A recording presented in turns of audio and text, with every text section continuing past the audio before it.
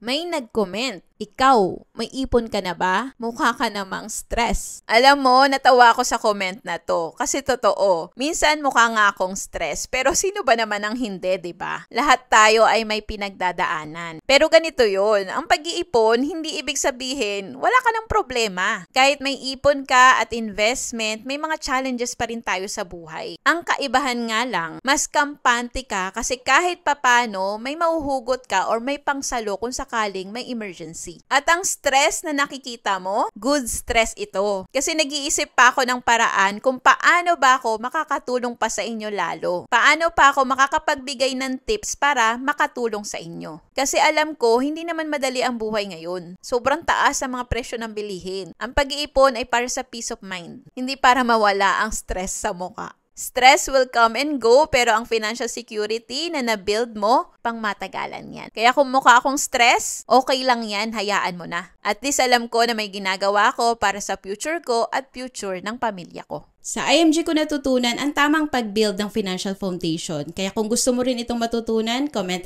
#ipon below para mabigyan kita ng access sa aming free webinar.